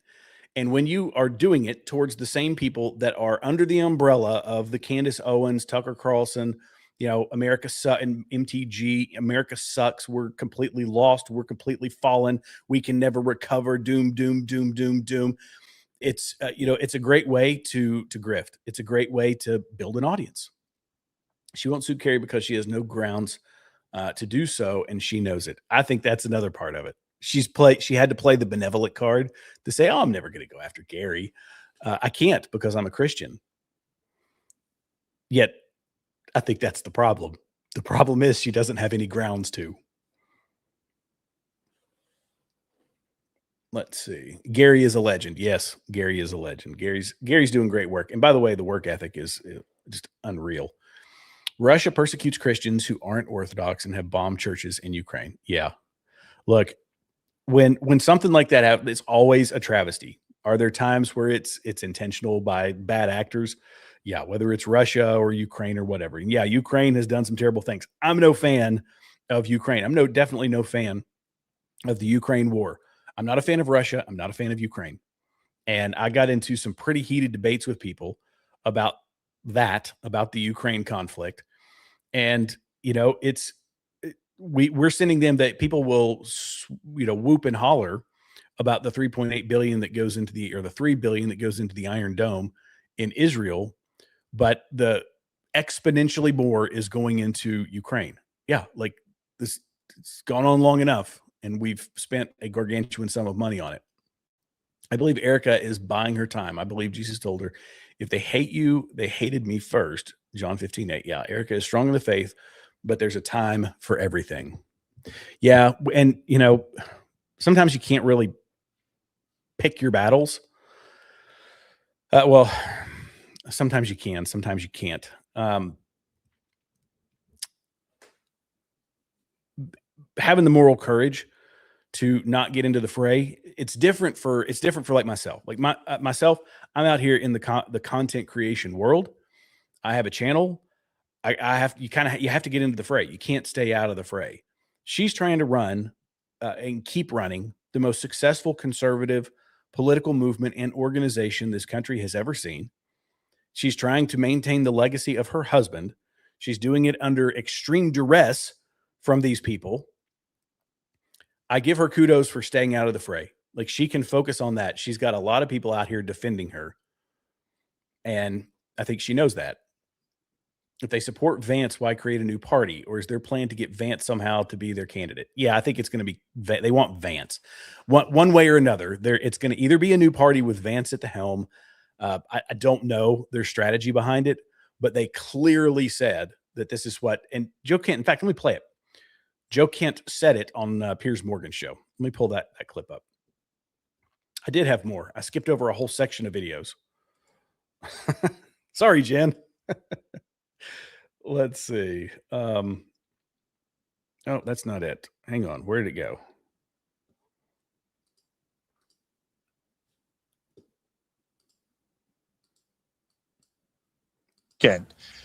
And you were in this picture. It was at Tucker Carlson's home, You're in there with Marjorie Taylor Greene, Thomas Massey, Tucker. What was this? There is word that you're all planning, as Marjorie Taylor Greene put it, a new political movement. What is the movement? Could it be an actual party? What was going on? You know, things are in the initial phases right now, but there is a growing consensus on, I think, both the right and the left of people who are sick and tired of the Republican Party. They're sick and tired of the Democrat Party. They want us out of these foolish wars that we're just sitting here talking about right now. Most Americans have no idea what we're talking about. They don't know about Gaza. They don't know about the Straits of Hormuz. They just know that billions of their taxpayer dollars, their blood, their treasure, their sons and their daughters continue to get sent overseas. Our best and brightest get killed. Our taxpayer dollars get spent over there while things continue to decay here in America. And so what we're trying to do is just build a coalition of people who say we're finally going to put America first. We're not going to focus on the next foreign war. We're not going to listen to foreign lobbies like the Israelis. We're going to focus on the issues that matter here to the American people. And those of us that were there at that table, myself, Tucker, Thomas Massey, Marjorie Taylor Greene, and there's others as well. We are, I think, people who initially were part of the MAGA movement, the Trump Republican Party, but we feel that we. And he froze. You were frozen in mid sentence. Oh, sorry, yeah, so you were frozen right at the end there. Just to be clear, though, before we close things, could this involve establishing a new party? Look, it certainly could. I mean, if you talk to most Americans out there, they're sick of the Republican Party. They're sick of the Democrat Party. They do want something that actually represents their interests. And again, we don't want any more foreign wars. We don't want any foreign lobbying in our government. And we want leadership in America that's going to put the needs. They're not. You can't get it done in 2 years. You can't get it. It's not going to happen. This is why I firmly believe in the Charlie Kirk philosophy, which he was successfully doing, which is transforming everything from the inside out. There is infrastructure. There is, it's like, sad to say, it's like Coca-Cola. You don't just turn around and say, well, I'm going to change the name of Coca-Cola and it's going to be something new and it's going to be better. It's like, meh, I don't know about that. Like, unfortunately, that's it. There is an infrastructure. And I listened to Charlie talk about this ad nauseum at one point. I could probably find the video, but he said, look, there is recognizability. I think he said recognizability, or that could be me that said that, but he's like, there's infrastructure here that can be like, it's the ideology that needs to be reformed. It's the politics that need to be reformed. And I quote Milton Friedman on a regular basis. And Milton Friedman said that it's not that I might butcher the quote. I've said it several times and I might be saying it wrong, but nonetheless, it's essentially saying that you need to make it politically profitable for the wrong people to do the right things. When he was talking about reform, not that I'm a staunch Milton Friedman, follower when it comes to economics, all of it. He's a very libertarian guy, but you got to make it politically profitable for the wrong people to do the right things. And we can do that given the proper pressure in social media, given a common message from those of us in the base. And look, if the elections depend on it, I talked to a buddy of mine years ago. He worked for a senator, and he was basically saying, look, it's the polls. What they look at is, what are people saying online? How's it polling? And what's going to get me reelected? This is what they think about. But when we have folks out here that are, there we go. I do not believe that the solution to our problem is simply to elect the right people. The important thing is to establish a political climate of opinion which will make it politically profitable for the wrong people to do the right things. Unless it is politically profitable for the wrong people to do the right things, the right people will not do the right thing either. Or if they try, they will shortly be out of office. Oh, wise words from a wise man. Thank you for that, Jen. I appreciate it. You're Johnny on the spot.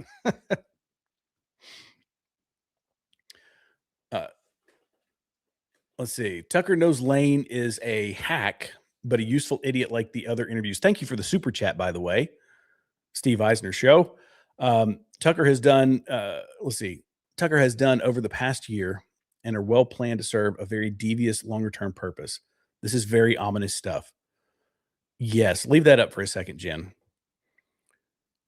This is the useful idiot. This is such a great point. There are a lot, because the allure of online content, the allure of internet fame is very important to a lot of people. And some people are open about the amount of money that some of these huge channels can make, and that's their goal. Give me the money, give me the fame, give me the recognizability, and give me an audience that I can leverage for my own self-gain. And she is one of these people. There's another post that, in fact, let me see if I can find it. I think that, sorry, I keep bringing up Matt Tardia on this one, but I've been watching his stuff lately, and he made a post. Let's see if I can find it. Oh boy. Well, let's just say that he made an innuendo. Go follow him. Go check out Matt Tardia, Elizabeth Lane, essentially implying that she was paying to be on these podcasts. Where she's getting the money, I don't know. I don't know if it was a joke or if it was not, but would it surprise me? No, because a useful idiot that is malleable is very beneficial to someone with nefarious intent and with a lot of resources. Tucker Carlson got $15 million to start his media company from Omid Malik. $15 million. Now, I guess allegedly he bought him out because he had $15 million sitting around. Megyn Kelly even said he doesn't need the money. They had to pay out his Fox contract. He got millions and millions and millions of dollars off of that. He was independently wealthy beforehand, got millions and millions, had millions of dollars, presumably. Didn't need to do any of it. As Megyn Kelly said, his buddy, he's got the resources. He's got the pull. He's got the big audience. He can be the fame maker, the king maker, so to speak. And all you need is a couple of useful idiots to go out there and parrot the same stuff and take advantage of a channel that is being boosted by the algorithm. And by the way, guys, in the US, who controls the algorithm? The left. We know the left controls the algorithm. The left is doing nothing but, like, I follow some of these wild lefty accounts. They're hardly posting anymore. They don't have to. We are ripping ourselves apart from the inside. They don't have to post. What do they need to post for? I mean, to keep the money flowing. I don't know. Now, unless you're the Democrat Party, which the Democrat Party is having to sell off some of their property because they're going bankrupt. But meanwhile, I think last I heard, the Republican Party was flush with money, flush with it. Thank you, Sandy Owens, for the $10 super chat. Bless you, bless you. Thanks and guys, look, here's another thing. I love these super chats. Keep them rolling in. I appreciate it. I know that that people don't, and leave this one up, please, Jen.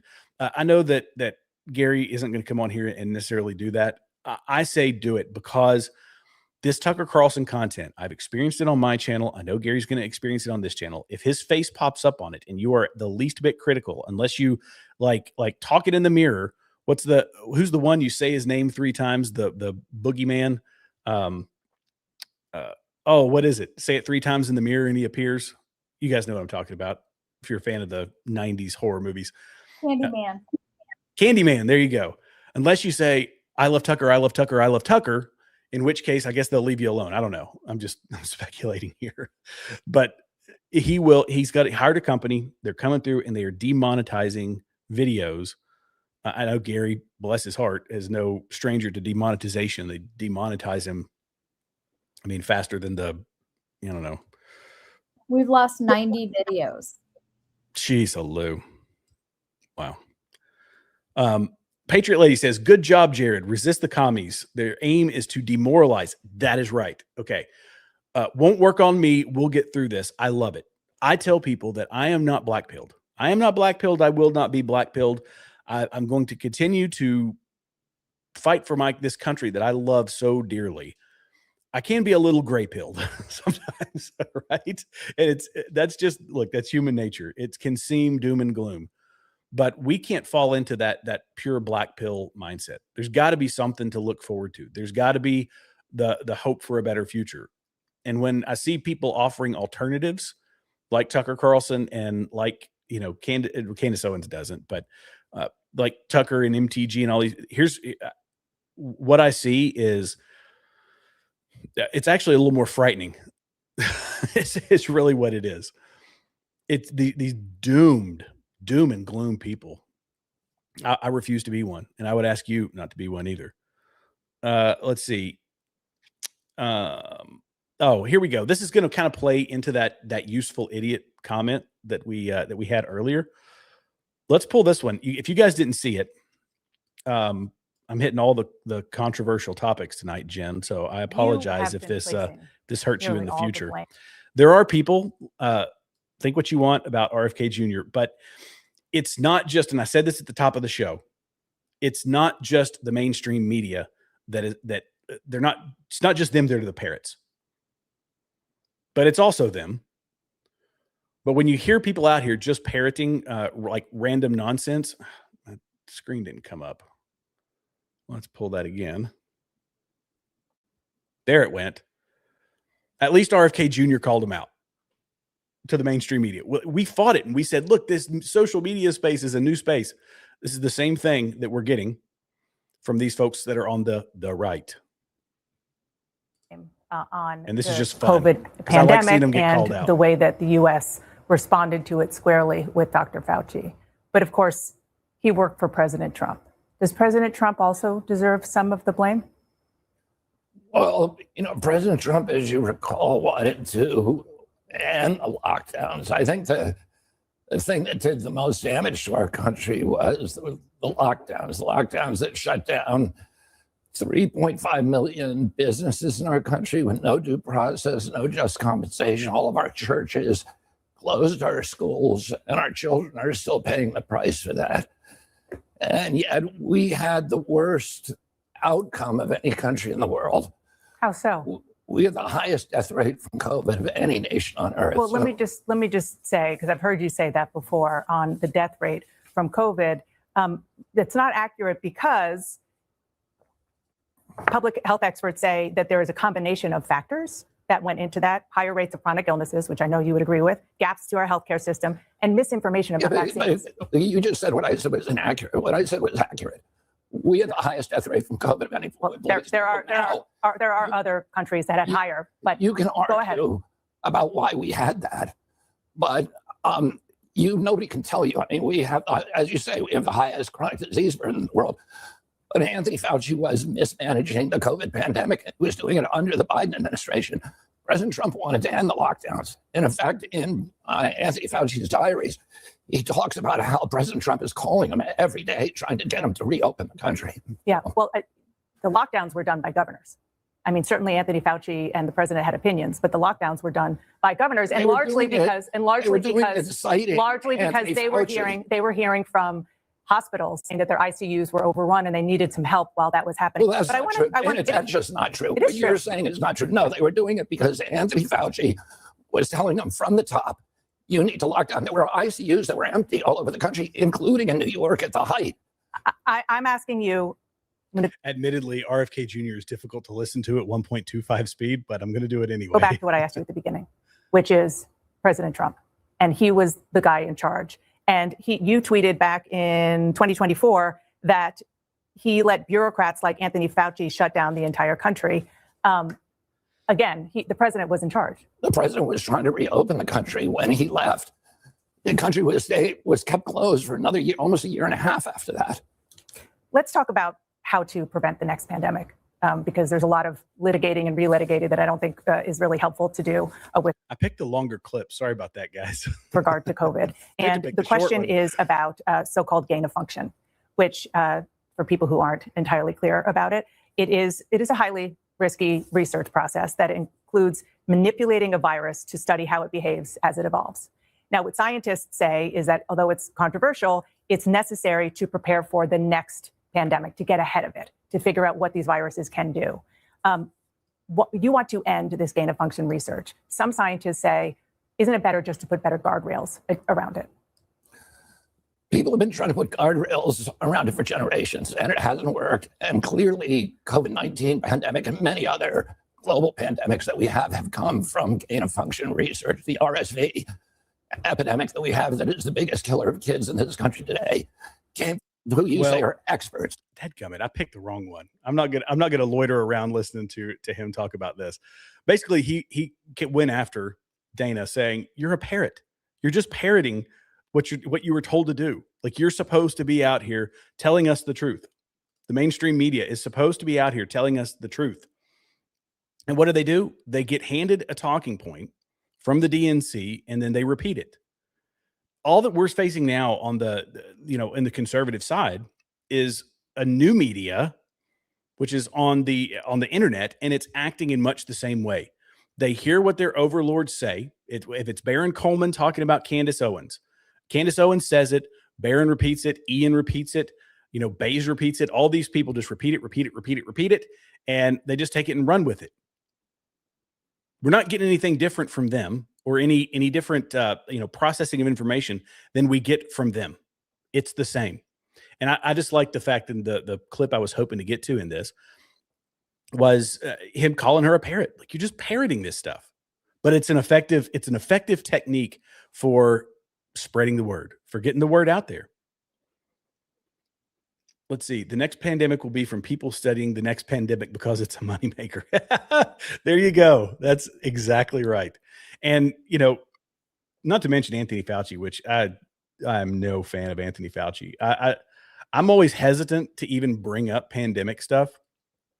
If you guys don't know and you haven't watched my channel, I was in YouTube jail for about a year, where all my videos, I would get great reach, great engagement.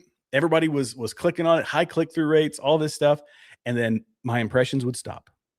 It would stop. And I would get every video was, 100 people. And that was all within a very, very short time span, and massive click-through rates, and it would stop. And I kept making videos. And then all of a sudden one day I had like 600 people on a live stream, and I thought, okay, now we're off to the races. And it's been uphill ever since.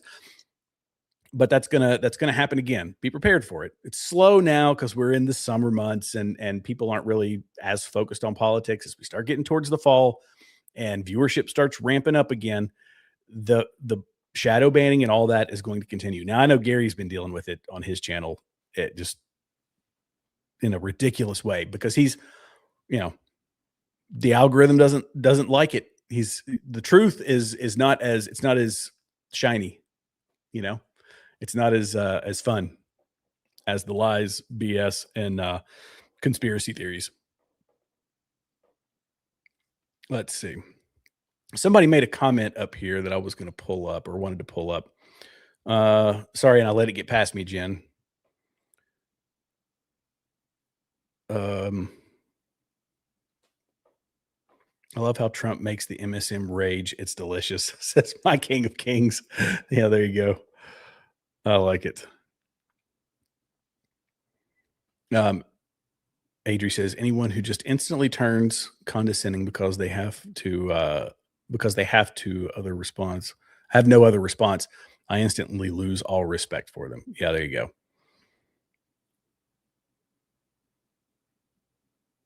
Cooler head and see the reality of what he accomplished. Here we go. Can you pull up Marlboro Light 100, Jen? It was at 8:37. I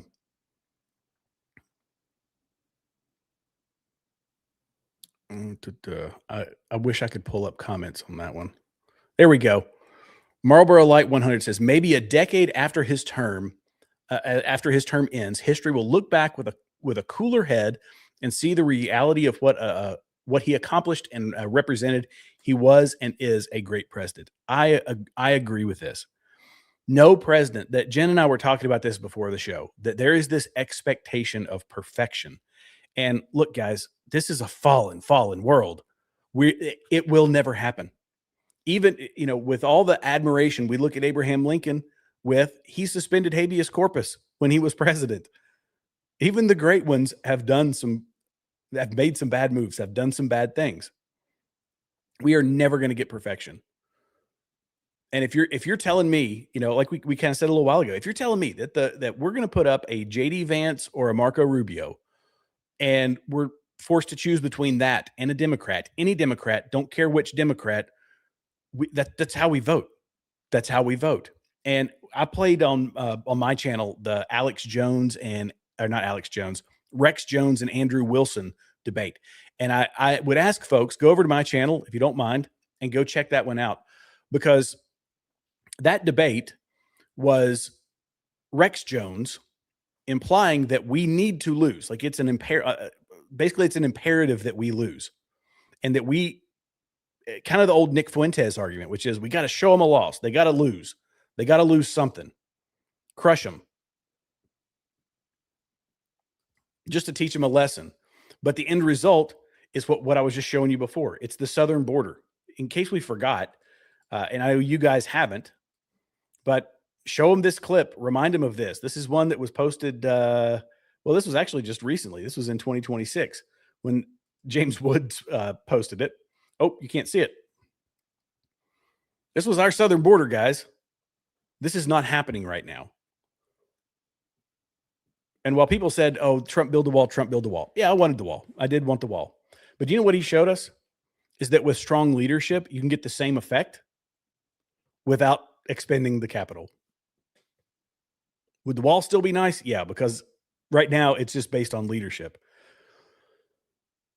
When a Democrat comes in, it's still open. And that's the downside.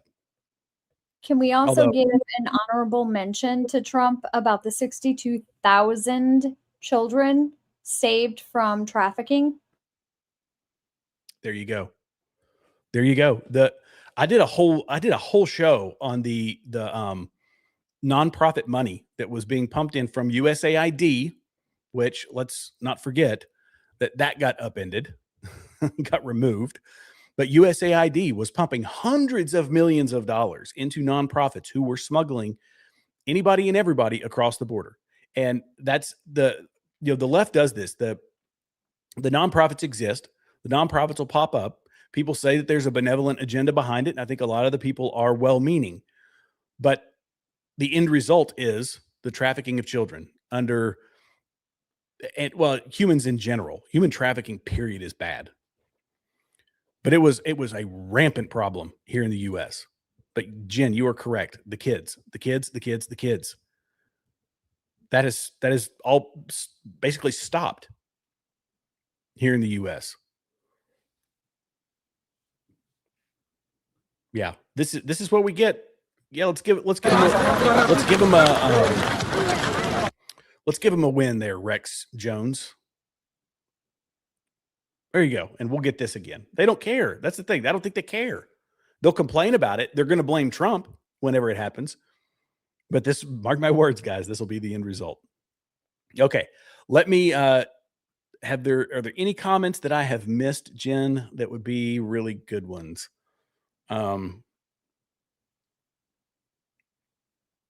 Mayorkas doesn't have a pardon like Fauci. I think he needs to come in for a hearing and answer some questions. There you go. There you go. And Fauci, I hope they go after Fauci for not pleading the fifth. Josh Hawley mentioned it in his questioning that the 1890, was it? When was the decision where a man may not stand on his privilege? You can't, if you have, it's been a court ruling, but you can't plead the fifth if you've been given a pardon, because you can't be prosecuted for what you say. So by accepting a pardon, you've given up your right to plead the fifth. But he did it anyway. Are they going to go after him? I don't know. Probably not. Probably not. We really need to take back the schools and universities from woke lunatics. Another great point, my King of Kings. The indoctrination factories. We talk about it all the time. The left has played the long game so well that it's going to take a lot of time for us to correct this. It really does. It's going to take multiple presidencies, not just one. The folks that, I was a little too optimistic, when it came to the Trump presidency. And I said, okay, Trump presidency, he's going to come in and he's going to, absolutely unleash hell on all of this, on all the craziness. And he did on some, but not all. He didn't do everything right. But what that made me realize is that even that guy, given the right staff, given the right people, there's a big ship. The bureaucracy is a big ship. And if we're going to turn it around in the tiny little waterway in which it currently sits, right? It's about a 200-point turn. And you can't do that in one presidency. I don't know if that's a good analogy or not, but the multiple is what it takes. It's going to take somebody who is willing to pick up the torch and carry it forward through another presidency to try to keep picking away at the machine. They just said that like these people were attacking Trump within months of him taking office, almost as though it was a coordinated op. I don't know if it was or not. I support Trump. He may not be perfect. Nobody is, but he has, yeah, and overall has done great in my opinion. Yeah. Not perfect, but he's better than he's the best president in my lifetime. No question. When I see someone, there's no difference between the Democrat and the Republicans. I know I'm dealing with a member of the low IQ community. There you go. You know, that's not to, here's what I would say. There's a huge difference now. The chasm was widened under Obama. It's continued to widen, and we've got far left loonies and people that are, you know, we got the middle of the road folks. And then we've got the way over in cuckoo land kind of on the right. I'm a very, very conservative person, but I also understand that there's nuance in politics. American politics isn't cut and dry. It's not super simple. But to say that they are the same is, you know, it just doesn't pass the smell test. It's not real. That's not what it is. And I don't know. Do you guys believe? You can let me know in the comments. Do you believe in horseshoe theory? Do you think that's a thing? That as we push to the edges, as we move further and further apart, that eventually you come back together again? I don't know that I buy that. Although there's some ways I guess you could say that that's a thing, because Tucker is touting. He's saying he's on the right and he's touting socialism and, you know, feudalism and, you know, Sharia law and all that kind of stuff. That's even though it's not a left wing thing. But the left wing has certainly cozied up with the Sharia folks, you know, Queers for Palestine and all of that. But I don't know. I just think he's a lefty when it's all said and done. I think it's cosplay conservatism. That's the way I look at it. I just had to come to my county elections office because my ballot never came for the first time in my adult life. Very strange. I just had to come to my county elections office. Your ballot never came. That's interesting. I'd be curious to know where you are, Holly. You don't have to give me, you know, state is fine. I would be curious. That's another thing that I wish we could get rid of. The SAVE Act. Look, this freaking SAVE Act, guys. We need to make it politically profitable for the wrong people to do the right things. The SAVE Act needs to pass.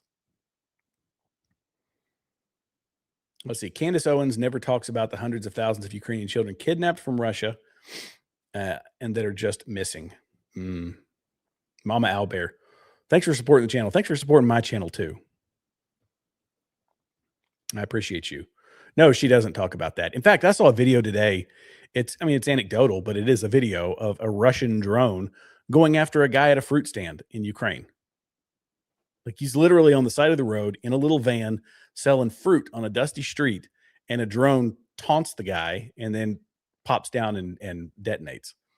The main thing we need to remember about Tucker, Candace, and clones is that they are working on dividing MAGA. No matter who they're working for or towards, I think deep state globalists. Yeah, and this is the interesting thing too, that you know, they just like the left. You know, I think I said this at the start of the show, but I'm going to if I repeat myself very well, then I repeat myself. They accuse us of what they themselves are doing. They called us fascists, and yet they're the ones who have black bloc, and they, you know, the guys in masks burning down cities that are telling us we can't speak, that are, you know, attacking our fellow citizens. They call us racists. They call conservatives racist, but they're the ones who want to have separate graduations and separate dormitories and all this based around immutable characteristics.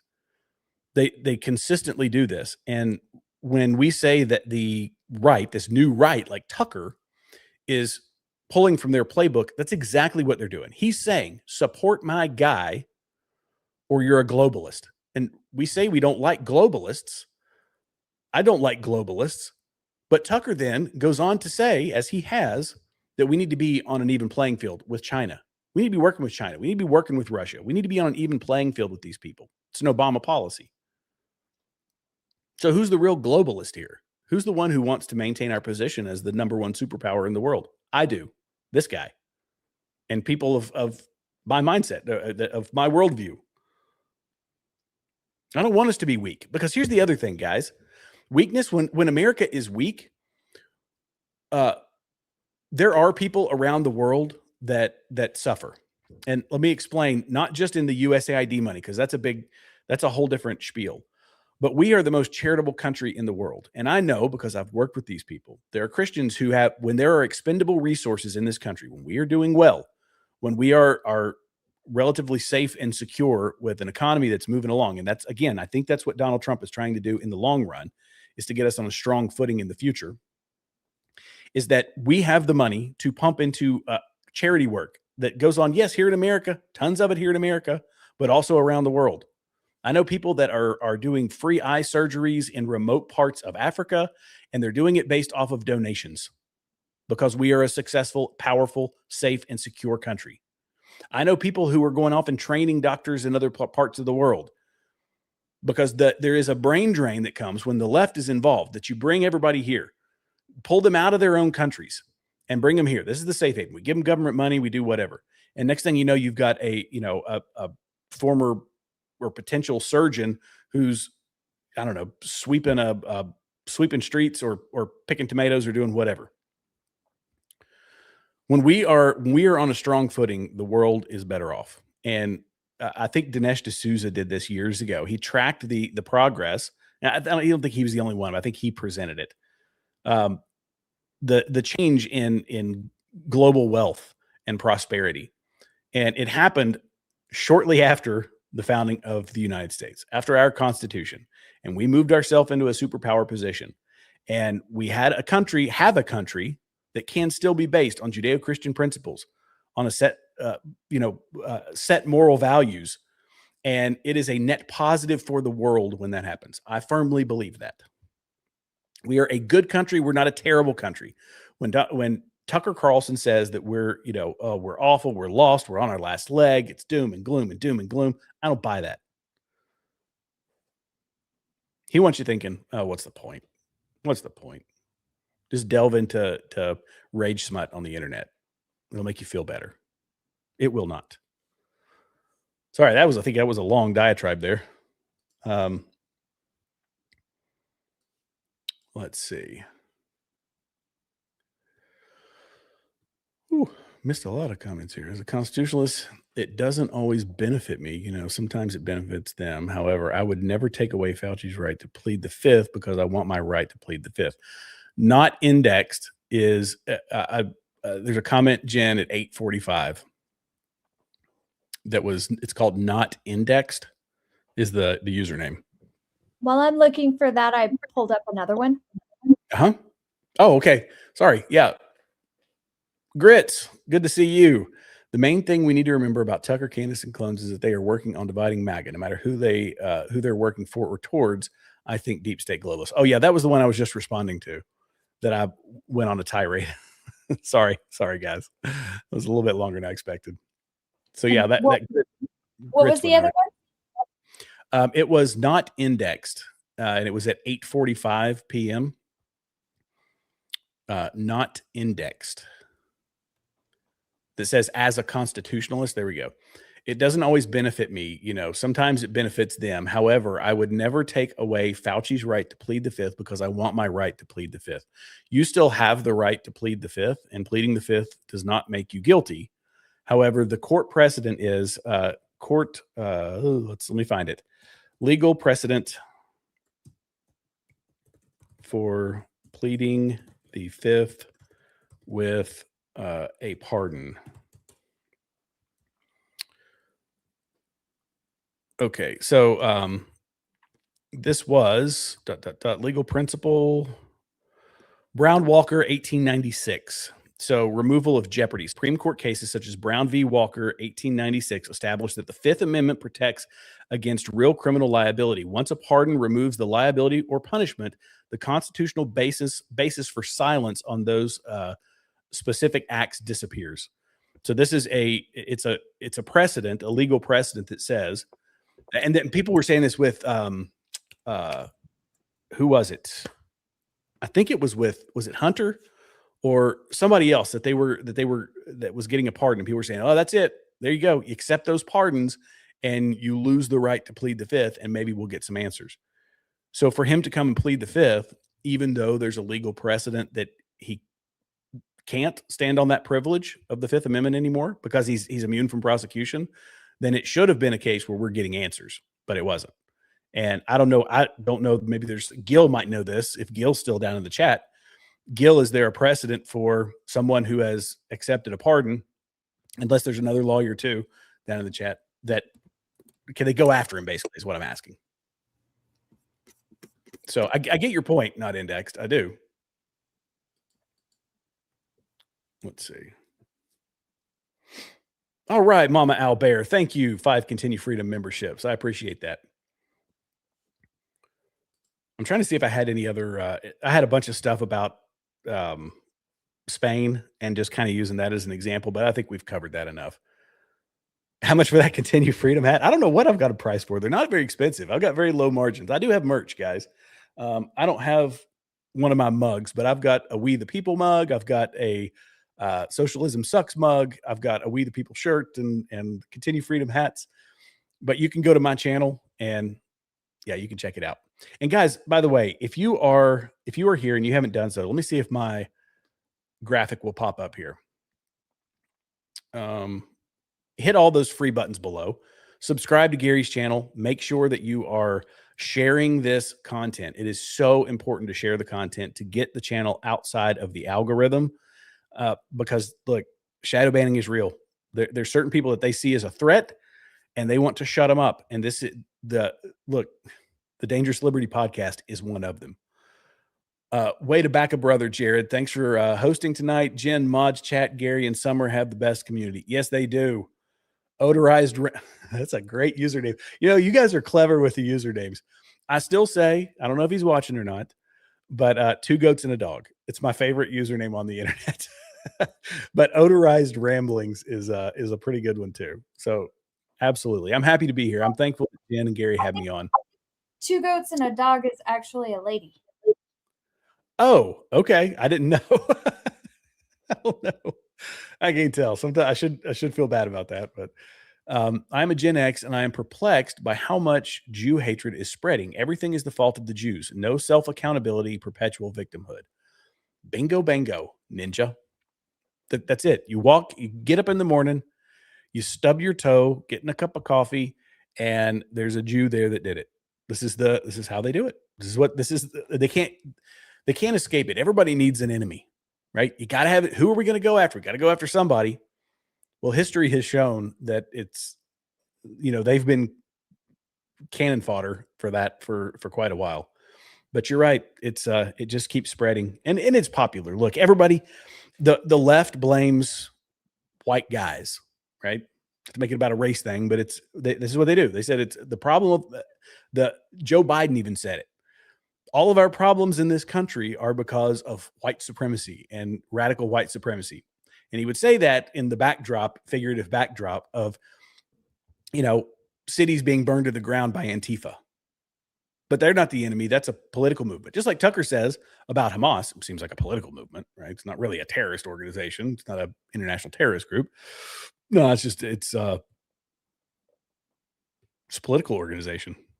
Downplay it. You got to downplay the bad guys. USA needs to be shown what a treacherous bastard Joe Biden was and needs to be grilled by Congress about his auto pen. Daniel, yeah, I would love to see some accountability for that auto pen. My gosh, record number. How many? It was so fast. Somebody did the numbers on that. Jen, do you remember number of auto pen signatures by Biden? Record. There's no official exact tally number. The form of Joe Biden signed using an auto pen. Political opponents claim without evidence that up to 92% of his actions use the device. 2,000 to 4,000. Let's see, tasks in high volume end of term clemency decisions covering over 2,000 to 4,000 pardons and commutations. That's according to Reuters. For a guy who woke up in the morning to eat applesauce and take a 5-hour nap before he came out to wave to the people and then went back in and sat and stared at the wall, I find it hard to believe that he could avoid writer's cramp for 4,000 commutations and pardons. Just saying this all. Just saying. Oh, and the county elections office literally didn't. This is back to the point we were talking about before. Literally didn't even make me show ID to get a new replacement ballot. Just gave them my first and last name. That's it. Wow. I'm assuming you're in a left-wing city. I think that's a pretty safe assumption. Or a left-wing state, whatever. Wow. The woke right needs to be studied. There are symptoms being exhibited, these specific mouth breathers. Loss of memory is a major one. Yeah, dirt bike. That's right. Somebody made the comment right when the show was starting. I popped in just to take a quick peek at the chat, and they used one of my favorite terms, which is crayon eaters. I call them crayon eating window lickers. That these. It's like, guys, just go with your common sense. Yeah, these brains donate. It's important. People, be an organ donor. Donate, especially if you're one of these woke right people. Donate your mind to science. Mankind will benefit. Great show. Thanks, Jared, Jen, the best mods and patriots. God bless you all. Fight, fight, fight. Yes, Texas Outlook. I'm glad you enjoyed the show. I know that I'm not the muscled up ginger that you all are used to. I am no sniper, Green Beret, anything like that. But I do enjoy Gary's audience. You all are some great folks and some trolls. Look, the trolls are here. They're always going to be here. God bless you guys. Bless you. As we say in the South, bless your heart. Bless your heart. But I'm glad you enjoyed the show, Texas Outlook. And we've come up to 2 hours. That's right at the point. We got any more that we need to hit, Jen, that I might have missed? Anything that stands? All right. Guys, one last reminder, and then I will shut up about it because the show will end. But be sure to hit the like button, the subscribe button, the notification bell. That's another important one, even though YouTube won't always let you know. That way you're notified every time new videos are released and every time they go live, whether you're on my channel or Gary's. I really appreciate it. Shameless plug. You can go follow me at Continue Freedom over on YouTube, X, and Rumble. Although I haven't been posting as much on Rumble. Jen, thank you so much for helping me with the chat and with the show. I appreciate you as always. You're great. So thank you, Jared, for stepping in and giving Gary the opportunity to take a break. And thank you to our mods and our chat. And just so everyone knows, tomorrow night we will be joined by guest host Nate Vance with Laura Loomer. So mods, get ready. It's going to be hot. All right, guys. Have a great night. God bless you. God bless America. And we'll see you in the next show.